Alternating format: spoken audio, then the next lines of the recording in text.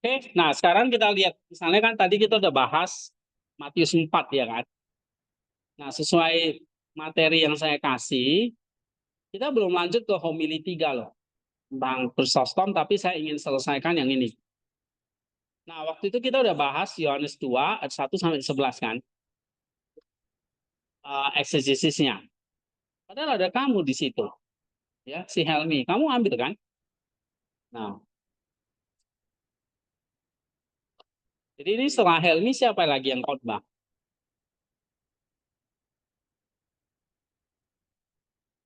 Belum disusun ya? Sudah. Oke. Nah, itu secepatnya supaya mereka nanti nggak alasan, waduh, saya baru dikasih tahu. Ya.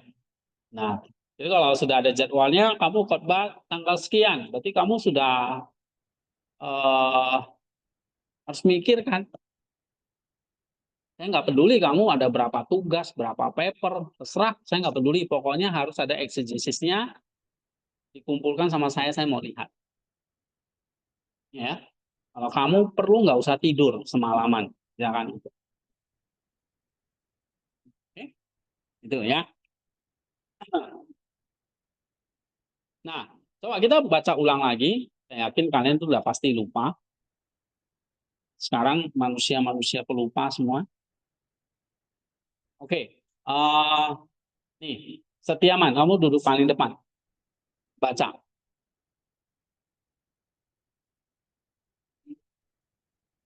Duduk paling depan, baca. Ya, ya udah berdiri, baca yang benar. Yohanes 2. Pasal Yohanes pasal 2 ayat 1 sampai ayat 11. Anggur baru di pesta pernikahan sang mempelai. Oke, ini kita baca eksegesisnya seperti ini. Pendahuluan. Terus Pendahuluan kisah pernikahan di Kana yang dicatat sebagai tanda pertama Semilion oleh Yohanes adalah sebuah teofani yang padat dan berlaku. Di permukaan ini itu adalah Kristof dipanggil. Si bego itu satu dipanggil.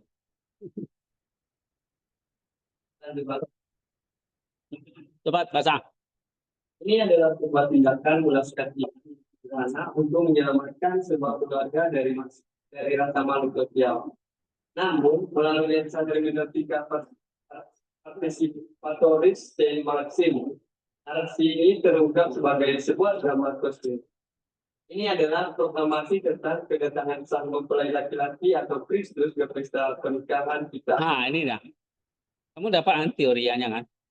Ini kedatangan sang mempelai laki-laki ke pesta pernikahan ciptaannya. Terus? Untuk mengubah air dari tatanan perjanjian lama yang hambar menjadi anggur sukacita kerajaan yang melimpah. Setiap elemen pernikahan, ibu, air, tempayan, anggur, dan saatnya menjadi ikon yang berbentuk pada misteri inkarnasi, ekaristi, dan penyatuan ilahi atau teosisi. Iya, ini yang waktu itu kita udah bahas ya. Oke, historianya. Satu, Victoria, fondasi literal stories. Nah, pertama menuntut kita untuk berpijak pada makna literal dan konteks historis teks. Iya, ini yang pertama. Literalnya, ya, dan historis teksnya. Oke, narasinya apa? Konteks narasi. Peristiwa ini terjadi pada hari ketiga sebuah frasa yang bagi pembaca Kris dan segera membangkitkan gemah bangkitan Yesus, ibunya dan murid-muridnya. Kebangkitan Yesus, ibunya dan murid-muridnya diundang ke sebuah pesta pernikahan di Kana, Galilea. Iya. Di tengah pesta, anggur habis, sebuah bencana sosial yang besar dalam budaya perkawinan Timur Tengah. Iya. Oke, itu narasinya ya, konteks narasinya. Nah, beberapa teks kunci di sini. Analisis fisiologis teks kunci. Ibuku, apa urusannya dengan aku dan engkau? Bahasa ini juga. Ya, tiemoi, Iya, boy, kai, soy, sorry, gunai. iya, iya, iya, boy, Ya, itu udah sama, itu transliterasinya. Ini bukanlah sebuah penukaran yang kasar, ini adalah sebuah ungkapan semit yang umum untuk menciptakan jarak atau menunjukkan perbedaan agenda. Kristus dengan lembut mengalihkan fokus dari ikatan keluarga alami ke misi ilahinya. Penggunaan kata perempuan atau binai bukan ibu secara profetik menunjuk pada peran Maria sebagai hawa baru di kaki salib yang dapat dilihat dalam surat dalam Injil Yohanes pasal 19 ayat 26. Iya, terus Saatku belum tiba. Oh, oh, upo, Ubo he orang mu, mu saat atau hora. orang dalam Injil Yohanes adalah istilah teknis untuk puncak misi penyelamatan Kristus, secara wafat dan kebangkitannya. Kristus menyatakan bahwa tindakannya tidak didikte oleh kebutuhan sesaat, tetapi oleh jadwal ilahi yang berpuncak pada salib. Oke, jadi lihat ini ya, teks kuncinya ini penting untuk mengenal secara literal teks itu. Oke, nah, ada saatku belum tiba, itu maksudnya apa? Nah, udah jelas ini tentang apa? Ini adalah puncak misi. Belum tiba kan? Ya, proses. Iya, berarti nanti ada satu puncaknya. Saatku belum tiba, berarti kan nanti ada puncaknya kan? Karena belum tiba aja. Oke, terus 6 upaya pembasuhan Ibinai Ibrai X. Angka 6 dalam simbolisme biblika seringkali melambangkan ketidaksempurnaan atau satu kurang dari 7 angka kesempurnaan. Tempayan batu ini yang digunakan untuk ritual pembasuhan Yahudi secara simbolis mewakili tatanan perjanjian lama yang meskipun baik, tidak lengkap dan tidak dapat memberikan kehidupan sejati. oke, terus Anggur yang baik. On kalon oinon. Kata kalos berarti lebih dari sekadar baik dalam hal rasa. Ia juga berarti mulia, unggul, dan otentik. Ini adalah anggur eskatologis, anggur dari pesta perjamuan mesianik yang telah dinubuatkan. oke. Nah, sekarang kedua, praksisnya. 2. Praksis. Disiplin asketis ketaatan dan kepercayaan. Kisah ini memberikan dua model praksis yang fundamental. Satu, praksis kepercayaan Theotokos. Respon Maria terhadap penundaan Kristus bukanlah perdebatan atau kekecewaan. Sebaliknya, ia menunjukkan praksis iman yang sempurna. Ia berpaling kepada para pelayan dan berkata, apapun yang ia katakan kepadamu, buatlah itu. Ini adalah tindakan penyerahan diri total kepada kehendak dan waktu Kristus. Bagi kita, praksisnya adalah berhenti mencoba mendikte alam dan sebaliknya. Dengan rendah hati dan penuh kepercayaan, menaati firman-Nya, bahkan ketika kita tidak sepenuhnya memahaminya. Iya, seperti yang dilakukan oleh tokoh Maria ini ya. Yang kedua, 2. Praktik ketaatan para pelayan. Para pelayan melakukan sebuah tugas yang tampaknya tidak masuk akal. Mengisi tempayan-tempayan besar dengan air ketika yang dibutuhkan adalah anggur. Praksis mereka adalah ketaatan yang sederhana dan tanpa pertanyaan. Ini adalah model bagi kehidupan asketis kita. Kita dipanggil untuk melakukan tindakan-tindakan ketaatan yang sederhana, seperti atau berdoa, berpuasa, mengampuni. Maka ketika kita tidak segera melihat hasilnya, kita hanya perlu mengisi tempayan dan mempercayakan hasilnya kepada Tuhan. oke, jadi praksis ketaatan ya yang dilakukan oleh para pelayan.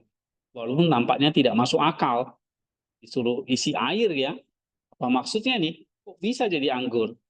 Nah, ini praksis ketaatannya. Yang ketiga, pneumatika teoria. Jadi apa makna teori atau logoi di balik narasi ini? Ya, satu, sebagai mempelai lagi atau tipologis. Pernikahan menjadi tipe dari relasi perjanjian antara Allah dan umatnya.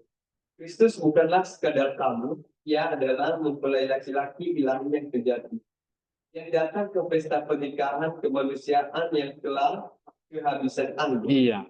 atau sukacita kehidupan.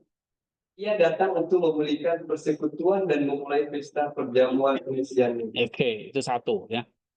Yang kedua, Kedua, air menjadi anggur dari Taurat menuju anugerah atau alegoris. Transformasi air menjadi anggur adalah sebuah alegori dari seluruh ekonomi keselamatan.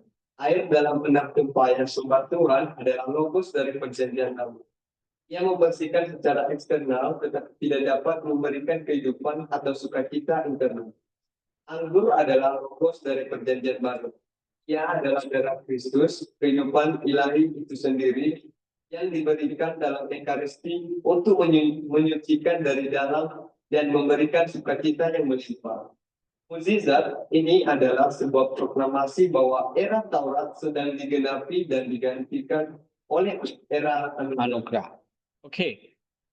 Ini tentang dari Taurat menuju anugerah ya. Yang ketiga, Tiga, Maria sebagai ikon gereja atau alegoris. Peran Maria di sini adalah ikon dari peran gereja. Seperti Maria, gereja tidak menciptakan anugerah, tetapi ia menjadi perantara yang tak terpisahkan. Gereja melalui doa-doanya terus-menerus berkata kepada Kristus atas nama kemanusiaan. Mereka kehabisan anggur. Dan kepada kita, gereja terus-menerus memberikan nasihat yang sama. Apapun yang ia katakan kepadamu, buatlah itu. nah ini lihat ya, ada 3 logoi di sini. 3 logos.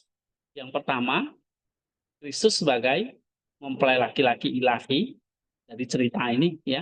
Yang kedua, ini air jadi anggur itu maksudnya dari Taurat menuju anugerah. Dan yang ketiga adalah tentang gereja ini, peran gereja. Gereja tidak ciptaan, tapi dia jadi tidak terpisah. Gereja jadi perantara anugerah dari anugerah. Nah, gereja jadi perantaranya, ya, seperti Maria jadi perantaranya. Lalu Maria, Kristus itu mengubah air jadi anggur. Sehingga di sini melalui doa-doanya, doa gereja terus-menerus berkata kepada Kristus atas nama kemanusiaan, mereka kehabisan anggur. Nah, dan kepada kita, gereja terus-menerus memberikan nasihat yang sama. Apapun yang dia katakan kepadamu, buatlah istilah air itu aja. Nah, nanti Kristus yang mengubah menjadi anggur. Nah, ini menarik sekali 3 poin ini ya. Nah, 3 poin inilah nanti yang kamu harus ambil menjadi apalah istilahnya nanti kalau dalam poin kamu lah. Mungkin surprising truth-nya lah atau apalah itu. Ya. Oke, yang 4, fisike teoria. Psike teoria. Logos transformasi. Logos transformasi yang kita lihat di kanan dapat kita lihat juga dalam kitab alam. Ya, di alam juga. 1. Satu, fermentasi sebagai ikon transformasi ilahi. Penafsir merenungkan proses pembuatan anggur. Jus anggur yang hambar atau seperti air harus melalui proses fermentasi yang tersembunyi dan misterius untuk menjadi anggur yang kaya dan kompleks. Ini adalah logos alamiah dari apa yang terjadi di kanan dan di dalam jiwa kita. Kehidupan biasa kita ketika diserahkan kepada Kristus dan disentuh oleh anugerah Roh Kudus atau proses fermentasi spiritual diubah menjadi sesuatu yang memiliki rasa dan aroma ilahi. Iya, ini kemarin udah bahas ya tentang bisa lihat contoh kasus fermentasi. Terus Dua, kematangan sebagai ikon dari anggur yang baik. Allah mengajarkan bahwa hal-hal terbaik seringkali membutuhkan waktu.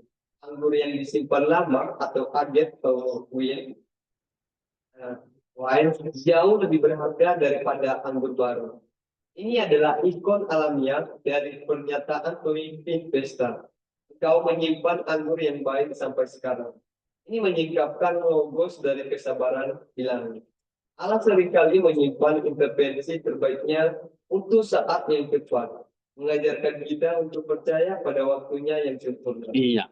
Jadi kematangan dari anggur yang baik itu lambang apa? Logos dari kesabaran ilahi. Ya. Oke, yang kelima sekarang teologia mistike pada puncaknya.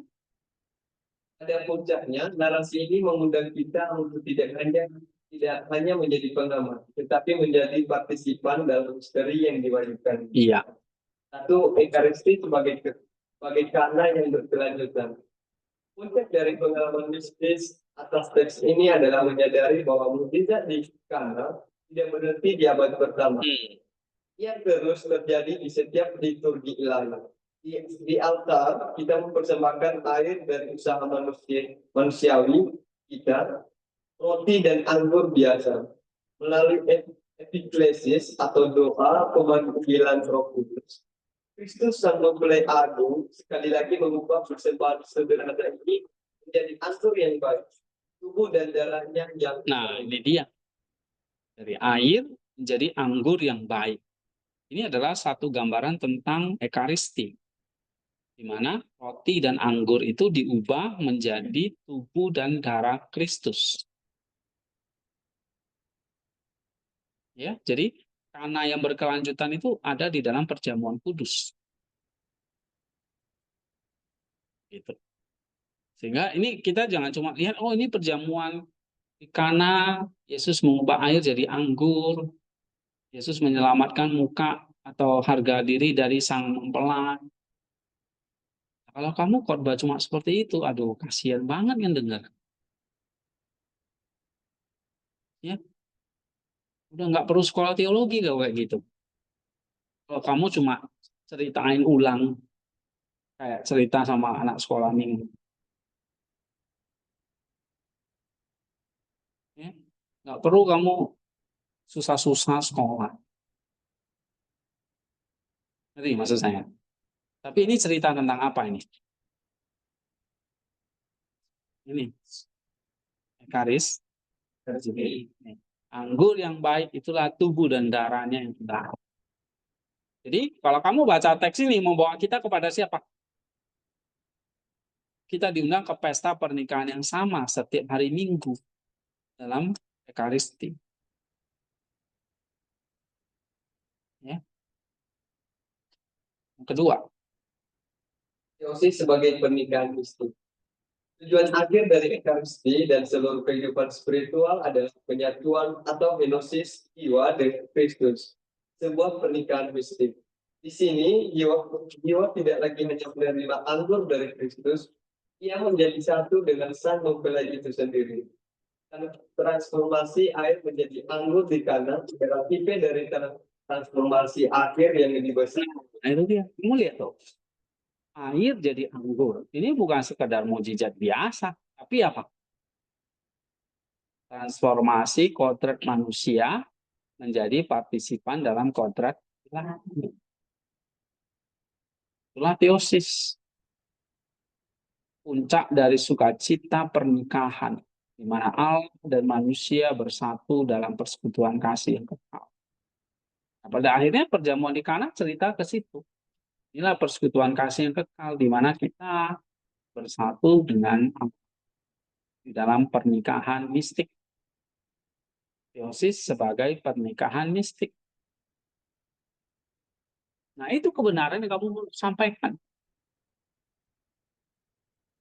Ya, simpulan. Analisis Yohanes pasal 2 ayat 1 sampai 11 Williamsa participatoris Maximus mengubah sebuah mukjizat yang menawan menjadi sebuah proklamasi Injil yang paripurna. Kisah ini berhenti menjadi sekadar demonstrasi kuasa ilahi dan menjadi sebuah undangan sakramental ke dalam pesta pernikahan antara Allah dan kemanusiaan. Iya, ini dia. Ini undangan sakramental ke dalam pesta pernikahan. Sakramentalnya ya perjamuan kudus itu. pesta pernikahan. Jadi kita menikmati perjamuan kudus itu kayak kamu bayangin kayak kamu lagi di perjamuan di Kana. Pesta pernikahan. Tapi bukan ini. Ini antara Allah dan manusia. Ya, jadi ini bukan pernikahan biasa. Terus Perjalanan ini dimulai dari historia, di mana kita menyaksikan sebuah krisis sosial di sebuah desa kecil. Namun kita segera dipanggil ke dalam praksis meneladani iman Theotokos yang penuh kepercayaan dan ketaatan para pelayan yang tanpa pamrih. Disiplin asketis inilah yang membuka mata jiwa kita menuju pneumatika teoria, di mana kita melihat logos yang lebih dalam. Kristus sebagai mempelai laki-laki ilahi, dan transformasi air menjadi anggur sebagai transisi dari perjanjian lama menuju perjanjian baru yang melimpah. iya, terus Visi ini kemudian diteguhkan dalam fisika teoria, di mana proses fermentasi dan pematangan alam menjadi ikon dari transformasi spiritual dan kesabaran ilahi. Pada akhirnya, seluruh pendakian ini membawa kita pada puncaknya, teologia mistike.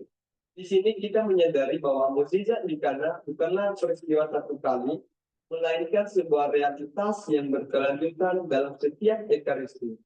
Kita tidak lagi hanya membaca tentang pesta itu, kita diundang untuk menghadiri. iya, itu dia. Teologia mistiknya ini. Terus Dengan demikian, kisah pernikahan di Kana adalah sebuah Injil dalam miniatur.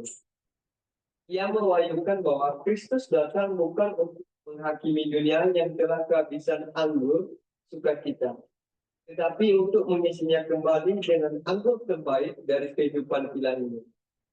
Ia memanggil kita melalui perantaraan gereja atau yang diwakili oleh Theotokos untuk melakukan praksis ketaatan yang sederhana, agar ia dapat mengubah air keberadaan kita yang hambar menjadi anggur sukacita ilahi, yang berpuncak pada penyatuan abadi dengannya dalam pesta pernikahan anak domba. iya. Nah, itu kesimpulannya. Nah, sekarang gimana nih kita bikin jadi sebuah khotbah, ya. Nah, maksudnya dengan kerangka retorika seperti yang diajarkan oleh Chrysostom.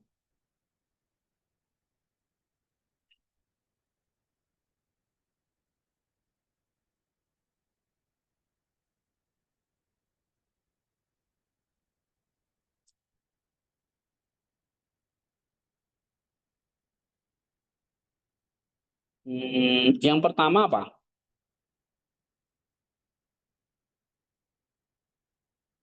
Nah, kerangkanya apa? Kerangka khotbahnya. Iya. Kan saya sudah suruh baca itu. Nah, apa itu yang pertama? Christoph apa?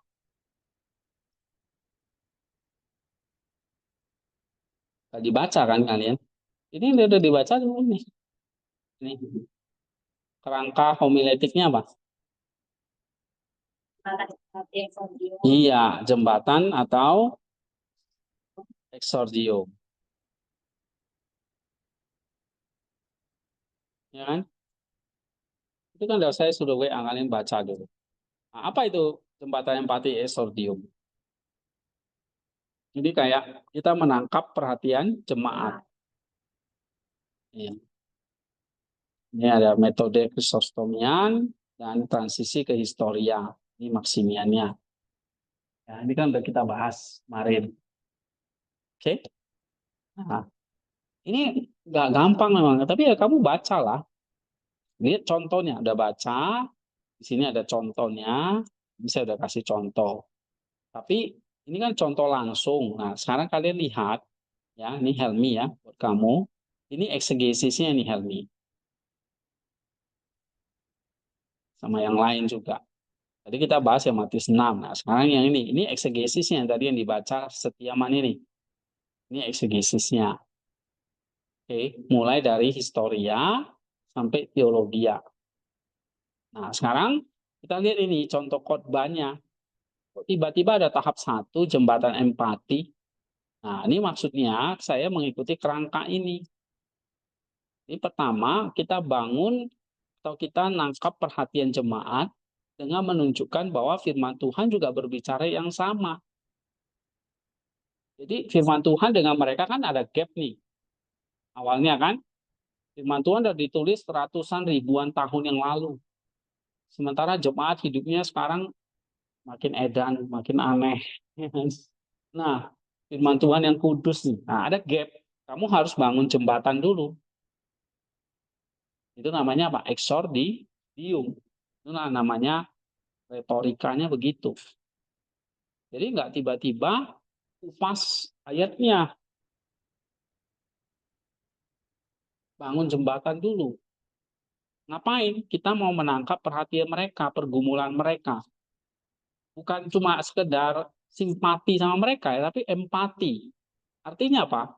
Kita mau menunjukkan bahwa firman Tuhan juga berbicara langsung ke dalam luka dan pergumulan mereka saat ini. Jadi apa yang mereka alami sekarang, itu firman Tuhan berbicara tentang pergumulan mereka, bukan enggak. Jadi Alkitab itu jadi relevan dengan mereka. Nah, itu yang penting. Ya. Nah, metode Kristostomian ini adalah dia membangun relevansi eksistensial. Jadi kalau kamu baca homili-homilinya kemarin, nah dia beberapa poin itu dia bahas bangun jembatan dulu. Ya, misalnya kalau di homili 3 ini, kalau di homili 3 nih, di homili 3 dia bangun di poin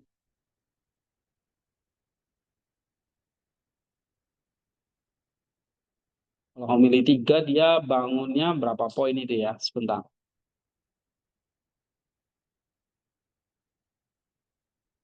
Nih, dia bangun poin 1 nih sebagai exordiumnya. Ya. Ini tentang pengharapan kan? Homili 3 ini kan tentang pengharapan. Nah, dia bangun exordiumnya di poin 1. Oke, nah sekarang tentang perjamuan di Kana ini gimana nih exordiumnya? Ini Chrysostom ya. Kalau dia Maximus, dia mau nanti menjadi transisi ke historia. Ya, nah ini yang Maximus. Jadi kamu lihat di sini. Nih, bangun jembatan, misalnya kamu akan ngomong seperti ini. Ya, sapa aja lah ya, saudara-saudara terkasih dalam Kristus. Coba baca, Sofi. Pernahkah? Sebuah pesta yang terancam gagal, mungkin bukan pesta pernikahan. Ini tuh adalah pesta ulang tahun yang sepi. Ini tuh adalah pertemuan keluarga yang penuh dengan ketegangan. Atau mungkin dan ini yang paling sering terjadi, pesta itu adalah kehidupan kita sendiri. Terus? Kita memulai hidup ini dengan penuh harapan seperti sebuah pesta pernikahan. Kita punya mimpi, kita punya rencana, kita punya energi. Tapi anggur, sukacita, semangat, dan makna dalam hidup kita tidak akan pernah habis. Iya. Tapi kemudian seiring berjalannya waktu sesuatu terjadi. Anggur itu mulai menipis, sukacita dalam pekerjaan kita menjadi rutinitas yang membosankan. Semangat dalam pernikahan kita menjadi kebiasaan yang hampa. Iman kita yang dulu berkobar-kobar menjadi sekedar kewajiban di hari Minggu. Kita tersenyum di luar, tetapi di dalam kita panik. Kita tahu di kedalaman hati kita, anggur itu telah habis. Kita merasa malu. Kita pun orang lain akan tahu. Kita takut Tuhan akan kecewa. Kita berdiri di tengah-tengah pesta kehidupan kita sendiri dan kita sadar kita telah kehabisan anggur. Nah, ini kamu tarik kan. Jadi kejadian perjamuan di Kana itu historianya kan kamu sudah tahu tuh. Kamu relevankan misalnya dalam kehidupan kita. Kita datang gereja itu kayak kewajiban doang. Pernikahan kita pun udah kehilangan anggurnya, pekerjaan kita dan sebagainya lah. Nah, ini namanya membangun jembatan. Ya, saya kira Udah diajarin di homiletik, ya kan? Oke, kita sadar, tapi kita takut orang lain tahu, ya. Kita takut Tuhan kecewa dan sebagainya. Nah, jika kita pernah merasakan sedikit saja dari kehampaan ini, terus ketahuilah, Ini berbicara Jiran itu adalah tentang sebuah pesta yang pada anggur. Dan di sanalah di tengah kepanikan ada rasa malu itu Tuhan kita memulai karya. nah ini mulai masuk ini. Mulai masuk ke historianya Yohanes 2. Jangan cuma sibuk cerita di sini, tapi lupa masuk ke historianya Yohanes 2. Kan tujuannya kan mau narik jemaat itu pindah ke historianya Yohanes 2. Di Maksimiannya di sini. Jadi kamu lihat di sini,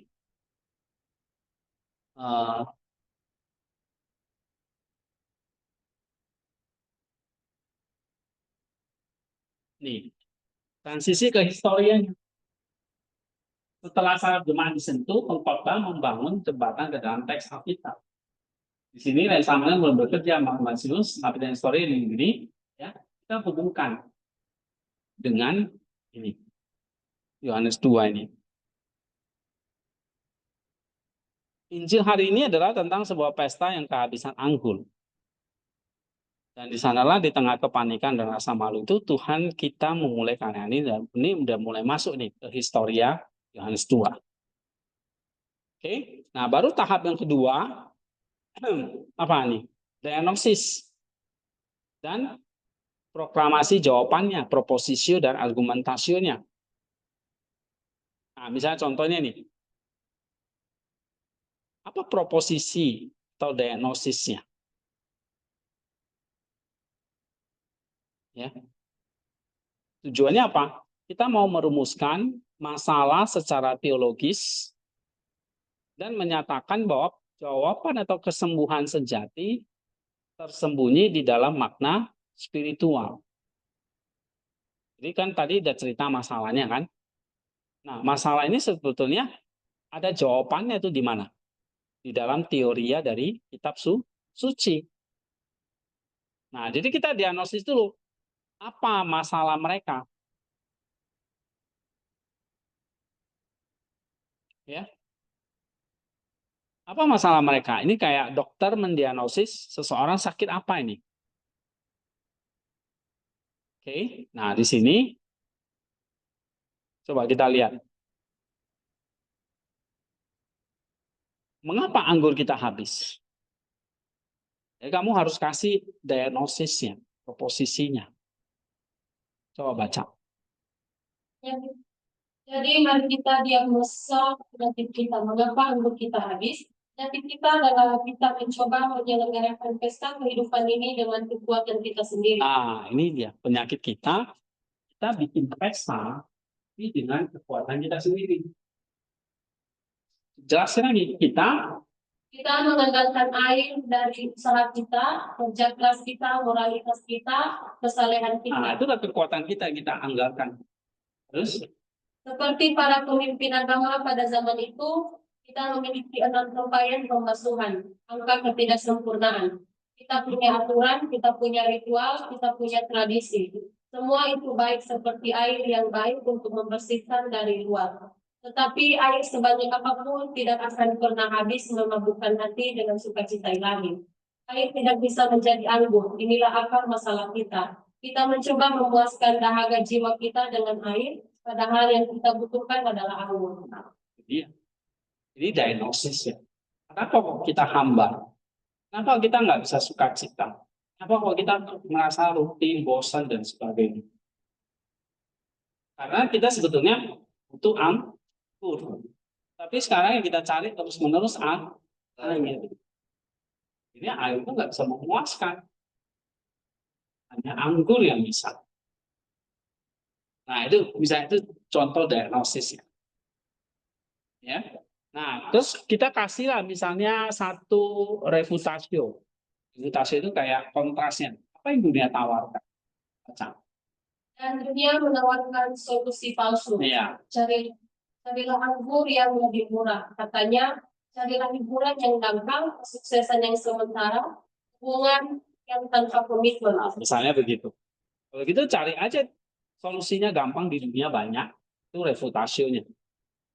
Retorika itu seperti itu ya. Terus Tetapi itu semua adalah oplosan yang mungkin memberikan sedikit sensasi sesaat, tetapi setelahnya hanya menyisakan sakit kepala dan kekosongan yang berjalan.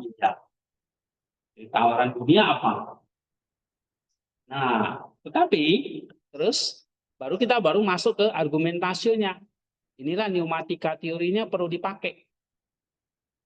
Teoriannya tadi yang ada 3 poin tadi. Terus Tetapi lihatlah jawaban yang Injil tawarkan. Jawaban itu datang bukan dalam bentuk sebuah solusi, tetapi dalam bentuk sebuah pribadi. Di tengah pesta yang gagal itu ada sang mempelai ilahi, Yesus Kristus, bundanya sang Theotokos. Ikon dari gereja melihat kebutuhan kita dan berbisik kepadanya. Mereka kehabisan anggur, dan kepada kita ia memberikan satu-satunya nasihat yang kita perlukan. Apapun yang dia katakan kepadamu, buatlah itu. Nah, itu. Jadi jawabannya apa? Dari penyakit tadi, ternyata di diagnosa kita butuh anggur. Maka solusinya apa? Apapun yang dia katakan kepadamu, buatlah itu. Itu solusinya. Nah, dari sinilah kita perlu berhenti, terus Sinilah kita perlu berhenti dan merenungkan 3 kebenaran agung, 3 logo ilahi yang disingkapkan oleh peristiwa ini. nah, tuh. Pertama, logos tentang sang mempelai. Oke, ini jawabannya, ini obat. Obat ini kita dapat dari mana? Dari tadi eksegesis tadi di sini. Nih, 3 poin kan? Kristus sang mempelai, ayo jadi anggur, Maria sebagai ikon gereja. Jadi bagaimana kita menyembuhkan?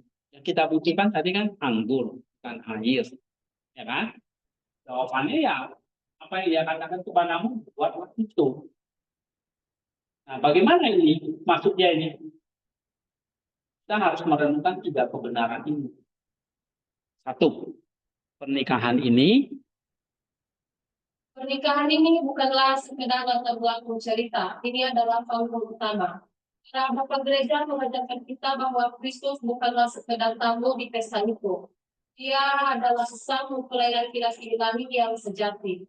Dia datang ke pesta pernikahan kemanusiaan kita yang telah gagal, yang telah kehabisan sukacita. Dia tidak datang untuk menghakimi, tetapi untuk mengambil alih pesta itu, untuk menjadi pusat dari perayaan itu, untuk memulihkan persekutuan antara Allah dan manusia.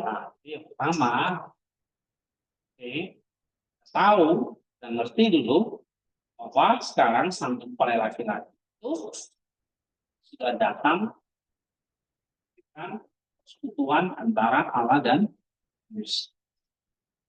Dia tidak datang untuk menghakimi, tapi untuk mengambil alih pesta hidup kita. Tadi pesta kita kan mengandalkan kekuatan sendiri kan, ya kan? Nah sekarang pesta kita alih sama Kristus. Jadi kita harus sadar, karena dialah sang mempelai. Yang kedua, logos Tentang transformasi dari air menjadi anggur. Ini adalah inti dari mukjizat itu. Enam tempayan batu yang berisi air untuk pembasuhan ritual adalah simbol dari seluruh perjanjian lama. Taurat, hukum-hukum dan ritual-ritual itu baik. Mereka dapat membersihkan kita dari luar seperti air. Tetapi mereka tidak dapat memberikan kehidupan dan sukacita dari dalam. Transformasi air menjadi anggur adalah proklamasi bahwa era Taurat sedang digenapi dan digantikan oleh era anugerah. ya Kristus datang untuk mengubah ketaatan kita yang hampa seperti air menjadi sebuah kehidupan yang memabukkan.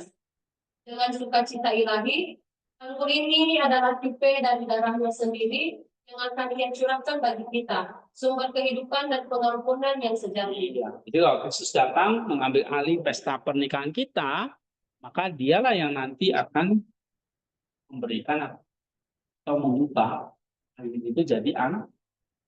Nah, anggur ini apa? Anggur itulah tubuh dan darahnya.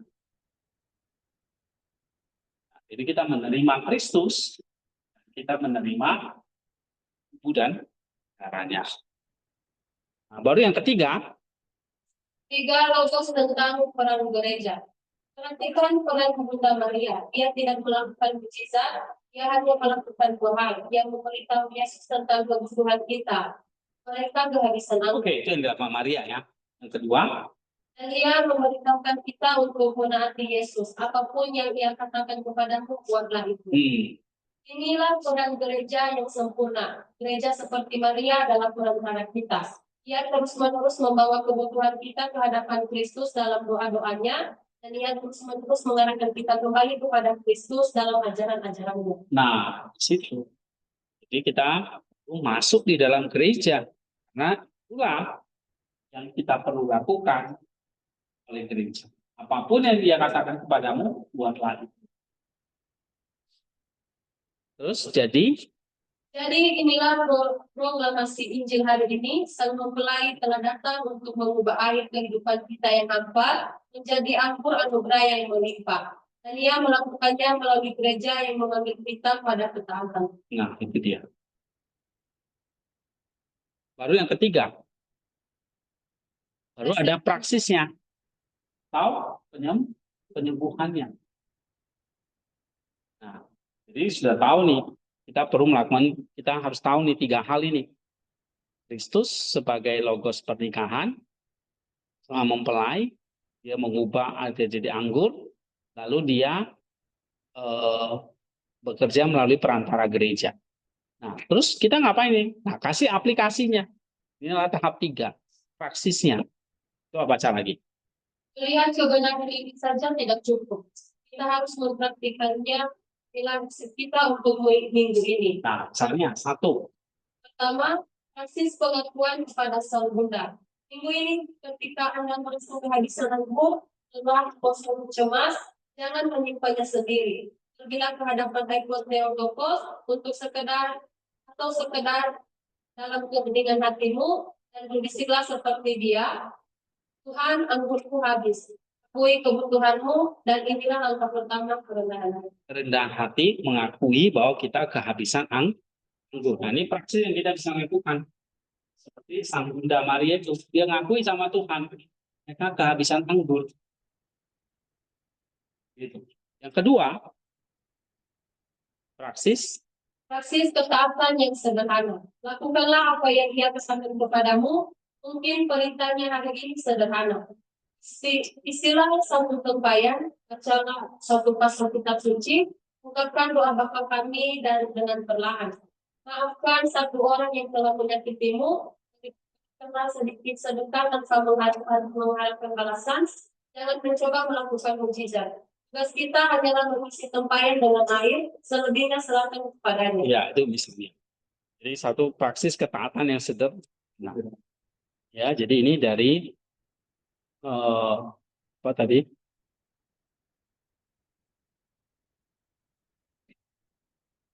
Ya, praksis yang ini tadi ya.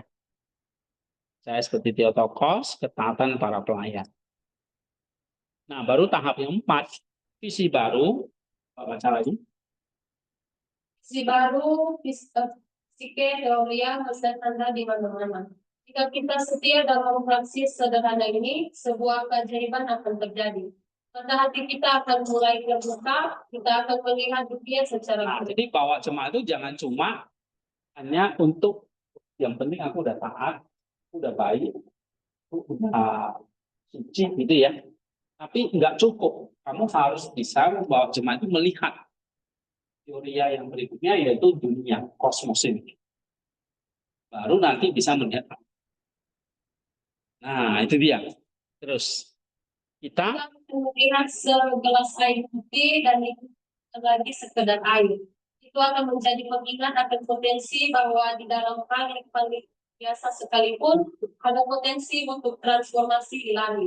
Kita akan melihat sebuah proses fermentasi Dan kita akan melihatnya sebagai ikon dari kesabaran Allah yang bekerja secara tersembunyi di dalam jiwa kita, mengubah kita secara perlahan. Seluruh alam semesta yang tadinya tampak seperti tempat yang menguras energi kita, ini menjadi sebuah pesta pernikahan yang agung, di mana setiap sudut berbisik tentang kehadiran Sang Mempelai. Iya. Jadi kita akan melihat dunia itu secara berbeda ketika kita sudah melakukan sis tadi. Contoh segelas air, itu bukan lagi segelas air putih ya, itu bukan lagi sekedar air. Jadi pengingat bahwa dalam hal yang paling biasa pun ada proses transformasi ilahi. Ya. Oke, yang kelima, misalnya baru undang mereka masuk ke dalam persekutuan. Nah, inilah penutupnya, peratio atau anagogenya, mencicipi anggur terbaik. Coba baca lagi. Jadi hari ini kita diingatkan bahwa kita semua pada satu titik akan kehabisan anggur. Kita telah melihat penyakitnya, ketergantungan pada diri sendiri. Kita telah menderita fisiknya, ketaatan yang rendah hati. Dan kita telah berjanji sebuah visi baru, melihat semua dunia sebagai tempat kerja ilahi. Tapi Namun pada akhirnya perjalanan ini membawa kita pada peristiwa yang paling dijadikannya bukanlah peristiwa masa lalu.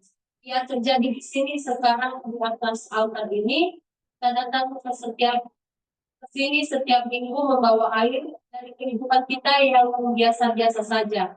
Dan di sini Sang Mempelai laki-laki Yesus Kristus sekali lagi mengucapkan doa syukur dan mengubah roti dan anggur sederhana ini menjadi tubuh dan darahnya yang ilahi, anggur terbaik yang telah ia simpan sampai sekarang. Ini adalah undangan puncak. Bukan lagi hanya untuk melihat mujizat, tetapi untuk mencicipinya. Untuk menerima dia ke dalam diri kita, sehingga kehidupannya yang ilahi dapat mengalir dalam hubungan dalam jiwa kita, mengubah kita dari dalam keluar. Inilah persekutuan, inilah pernikahan mistik, inilah sukacita yang tidak akan pernah habis. Marilah kita datang ke meja perjamuan ini bukan dengan prestasi kita, tetapi dengan kehampaan kita.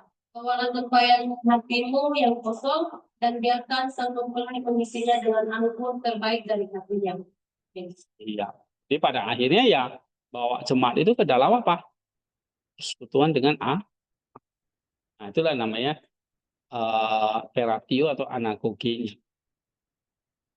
Ya. Nah, ini contoh. Misalnya mengubah tadi yang dari teks eksegesis ini menjadi sebuah homiletik dengan 5 tahap ini. Jadi tahapnya apa saja? Yang pertama exordium, yang kedua diagnosis dan argumentasio, yang ketiga praksis, ya penyembuhannya, baru fisiki teori, visi baru, dan undangan untuk menuju persekutuan atau perationya. Penutupnya ya, tujuannya ya mengangkat seluruh pengalaman kita menuju puncaknya, ya, mengundang mereka untuk masuk ke dalam persekutuan dengan teosis itu pada akhirnya. Oke, nah ini kamu bisa pelajari lagi contoh-contoh yang lain. Nanti saya akan ya kadang-kadang saya buatkan homilinya, saya share ya. Tapi paling tidak penting strukturnya yang penting kamu bikin sebuah khotbah. Tapi bukan hanya strukturnya mantap gitu ya, poin-poin, tapi isinya yang penting. Bisa menemukan teorinya sampai teosisnya itu loh. Nah, itu yang nggak gampang. Ya, kalau saya latihan terus, walaupun nggak bisa setiap hari rutin ya, tapi mencoba. Nah, nanti lama-lama Tuhan kasih hikmat, pencerahan, ya, itu. Memang kalau kamu hanya baca-baca begini, lihat contoh-contoh begini, nggak akan bisa juga. Kalau kamu nggak praktek sendiri gitu. Nah, itu harus ada praktek sendirinya. nggak apa-apa. Sambil lihat contoh, kamu bisa ngutip punya saya, nggak ada masalah. Tapi kamu mesti melakukan itu. Nggak ada jalan instan sih. Nah, terus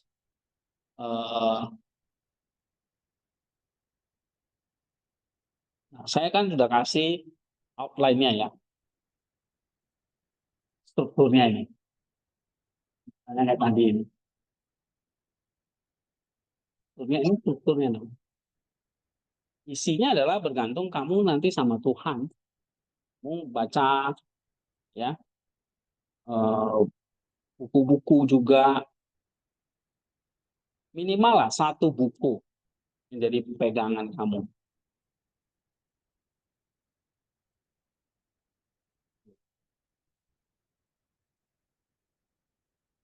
Oke. Nanti kalau masalah khotbah, ya saya nggak bilang harus pakai model ini, model Kristostomian ini. Strukturnya atau outline-nya bisa pakai yang punya Pak Yason dan dosen yang lain. Serah. Tapi isinya itu loh, mesti kudu sampai menemukan ya apa, minimal teorianya. Ya, syukur bisa sampai teologianya. Oke, nanti minggu depan kita akan lanjut homili 3. Kita nggak akan bahas ini lagi. Kita akan beberapa minggu ke depan kita akan fokus ke buku teologi pastoral ini ya. Mana lagi bukunya? Yang ini. Oke. Nah, ini kita akan fokus ke sini. Untuk tugasnya kan saya sudah bilang, saya nggak sempat koreksi semua, melanjutkan aja ke pembahasan. Tapi saya sekilas cek ya poin-poinnya sudah bagus, ya. Nah, tinggal lanjutkan aja. Ini kita ada sebetulnya banyak khotbah-khotbah yang sangat menarik di sini, sampai 21 ya. Topik-topiknya semua menarik-menarik. Nah, mungkin nanti beberapa homili kita akan percepat kita bahas. Ya. Oke. Nah, Selasa depan kita bahas khotbah 3 secara cepat aja nanti ya, supaya bisa selesai khotbah-khotbah yang lain. Oke, mari kita berdoa. Ya Tuhan, terima kasih untuk hari ini kami belajar tentang bagaimana contoh-contoh eksegesis dan kami bisa menerapkannya di dalam khotbah kami, dan Tuhan mengajarkan kami untuk setia, belajar, bergumul atas teks kitab suci-Mu, sehingga kami menjadi murid-murid yang semangat belajar dan menaati akan apa yang menjadi kehendak-Mu ya Tuhan. Sehingga Tuhan boleh memakai kami menjadi saluran berkat, saluran hikmat Allah kepada orang-orang yang kami layani. Berkati masa studi kami di tempat ini, sehingga kami bisa memanfaatkan setiap waktu, setiap resource yang Tuhan kasih menjadi kemuliaan bagi nama-Mu saja. Terima kasih, kami serahkan waktu kami selanjutnya di dalam nama Tuhan Yesus kami sudah berdoa. Amin. Ya.